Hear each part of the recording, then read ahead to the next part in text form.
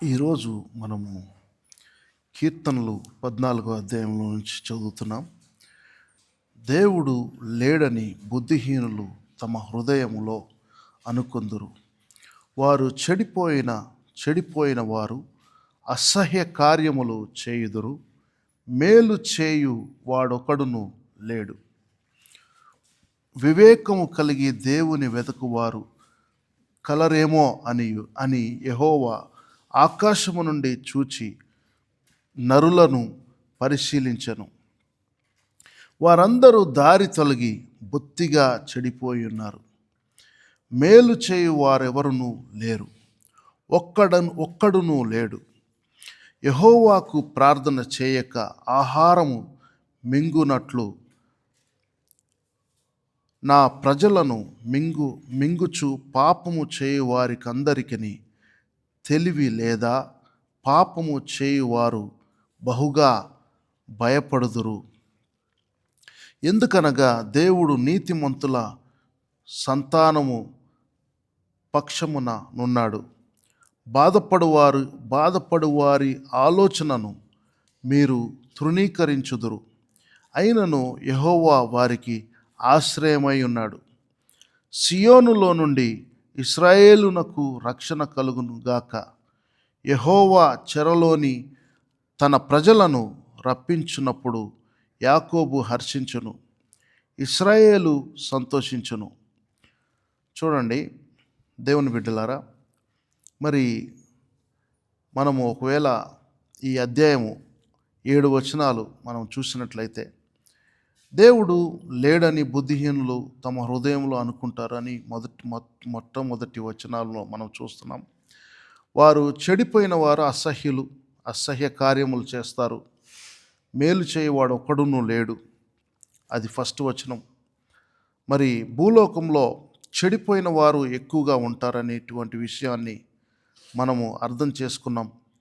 మరి నోవాహు కాలంలో నుంచి మరి ఆదాము తర్వాత ఆదాము కడుపున పుట్టినటువంటి వారు సైతము మరి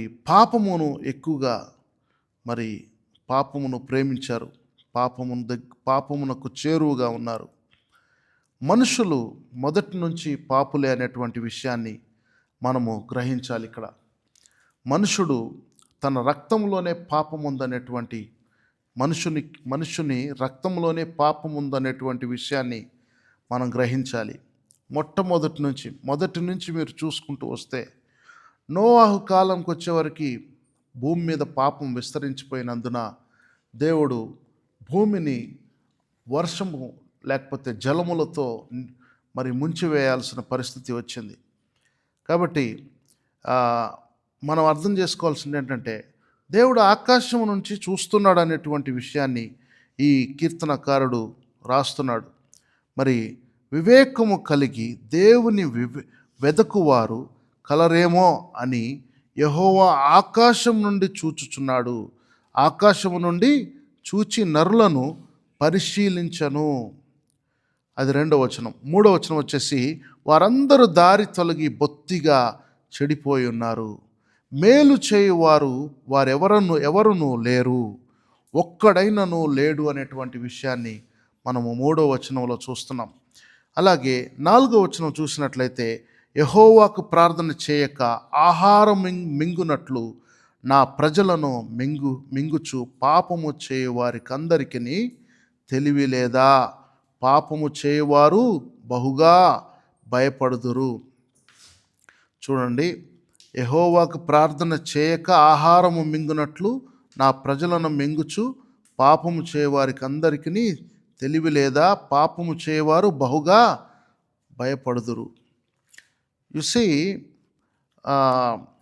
మరి దేవుని బిడ్డల్ని మరి ఆటంకపరిచే విషయంలో కావచ్చు, దేవుని బిడ్డల్ని మరి మొదటి నుంచి హింసించే విషయంలో కావచ్చు, మనుషుల్ని మృంగివేసేటువంటి రాక్షస స్వభావం కలిగినటువంటి మరి అన్యజనులు లేక మరి దుష్టులు, మరి మనం చాలాసార్లు ఏమనుకుంటామంటే బయట క్రైస్తవేతరులే మరి క్రైస్తవులను హింసిస్తారు అని అనుకుంటారు. కానీ క్రైస్తవులలో మరి దేవుని బిడ్డలమని చెప్పి మనం అనుకునేటువంటి మనము చాలామంది మనలో మనకి ఐక్యత లేకుండా కొన్నిసార్లు సాతానుడు మరి అటువంటి పరిస్థితుల్లో ఇంకనూ భయంకరమైనటువంటి ఆ, హింసాత్మకమైనటువంటి ఆ, విషయం అది చెప్పాలంటే. మన బయటోళ్ళు ఎవరో మనల్ని బాధించినప్పుడు మనము కొద్ది రోజులు ఆలోచిస్తాం, వదిలిపెట్టేస్తాం. కానీ మన సహోదరుల్లోనే మనల్ని బాధిస్తూ ఉన్నప్పుడు, మానసికంగా ఇబ్బంది పెడుతున్నప్పుడు, లేకపోతే కొన్నిసార్లు వారి మాటల ద్వారా కానీ వారి యొక్క ప్రవర్తన ద్వారా కానీ వారు మన వెనకాల చెప్పుకునేటువంటి మాటలు మన చెవిన పడినప్పుడు మనము వాళ్ళని గురించి బాధపడే విషయంలో అది ఇంకా ఎక్కువ బాధ అనిపిస్తుంటుంది. అది మన హృదయాన్ని గాయపరుస్తుంది.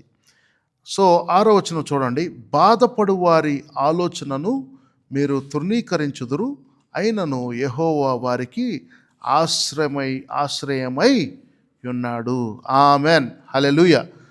మరి బాధపడు వారి ఆలోచనను మీరు తృణీకరించుదురు, అయినను యెహోవా వారికి ఆశ్రయమైన. అంటే మనము ఎవరు బాధపడినా ఎవరు ఎవరు ఎవరు ఎవరు ఎవరి కోసం ఈ రోజుల్లో చింతించట్లేదు, ఎవరి కోసం ఆలోచించట్లేదు, ఎవరి స్వార్థం వారిది.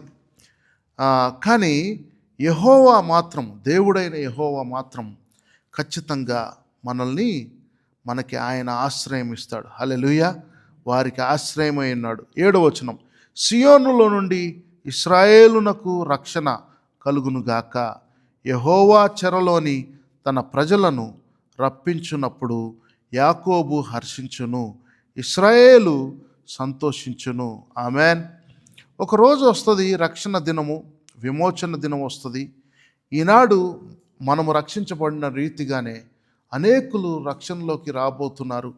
వారు కూడా సంఘాన్ని ఎలాగైతే పౌలు సౌలుగా ఉన్నప్పుడు హింసించి ఉన్నాడో అదే రీతిగా మరి సౌలు పౌలుగా మారి మరి దేవుని నమ్మటం మాత్రమే కాదు, ఆఖరికి తన ప్రాణాన్ని సైతము లెక్క చేయకుండా దేవుని కొరకు తన ప్రాణాన్ని అర్పించిన రీతిగా మరి సంఘ క్షేమం కొరకు, సంఘ అభివృద్ధి కొరకు మరి పోరాడి ఆత్మల భారముతో మరి ప్రసవ వేదన పడుచున్నాను అని చెప్పి పౌలు భక్తుడు ఎలాగైతే సౌలు నుండి పౌలుగా మారి ఎంతగా దేవుని కొరకు ప్రయాసపడి ఉన్నాడో, అదేవిధంగా ఈనాడు హింసిస్తున్నటువంటి హింసాత్మకులు ఎవరైతే ఉన్నారో, సంఘాన్ని హింసిస్తున్నవారు, ఒకరోజు వస్తుంది, వారు కూడా రక్షణలోకి వస్తారు, వారు కూడా యెహోవాను ఆశ్రయిస్తారు. ఆమెన్, హల్లెలూయా.